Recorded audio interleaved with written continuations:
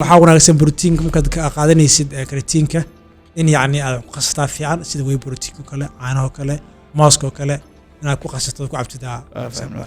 taas waa sida loo isticmaalo borotiinada marka qof walba oo doonaya inuu ku soo biro fitness industry qof walba oo doonaya muruqis inuu dhiso qof walba oo jecel yacni in uu qayb ka qaato caafimaadkiisa dhiso jirkiisa waxaan kula tali lahay in horta awalan coach la tashtaan dhibaatada dadka kasta waxaa ka mid ah in yacni ayagoon aqoon u lahayn fitnesski ayagoo aqoon u lahayn waxay isticmaali lahaayeen in yacni jimka ay iska imaanayaan wax yacni aan sax ahayn soo qaadanayaan dhibaatana ay u geysanayaan so waxaan kula tali lahaa marka qof walba oo jecel inuu ku soo biro fitnesska awalan inuu coach raadso la tashto diet uu qoro borotiinku qaadan lahaa ama supplementii uu qaadan lahaa vitaminskaas uu qoro isla markaana يعني تراكنا كوسمي كوتكاس حادث قفص أو رصعده سي قف كان وحنا أو دوناي أو غدفه وحنا لي هاي بروتين كحلا استعماله سبب منتي قفاك الدو حلا استعماله ديتا فيتامينز ديتا واي بروتين ديتا بالورك أوت ديتا هاي كرياتين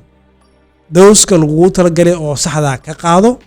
مهمة كوتاي مرقاقي عاونيسا ترينين كاقي عاونيسا يعني وحقبت كاقي أودا عاونيسا so waad u baahan tahay inaad isticmaasho supplementi safe ah oo ma taqaanay yani fake aan ahayn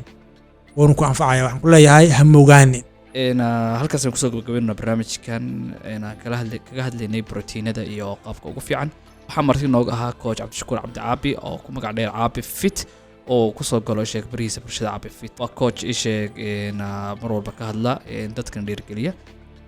عبي وحن كفر حسنا إن مر لبعض كسودح مقطع شيء نمشي إذا نقوله ميديا بحث بودكاستي مر بدن أنكود هذا دون برنامج هذا فر بدن مركا وحن كلنا سودو برنامج كهالكنا كويجي هاي وحن دين الرجينيا إن كنا ولاد دون تنا الله فرح له رمضان كريم يعني لا يهملوا بشوكتان يا سكست أو مقاكني سجاري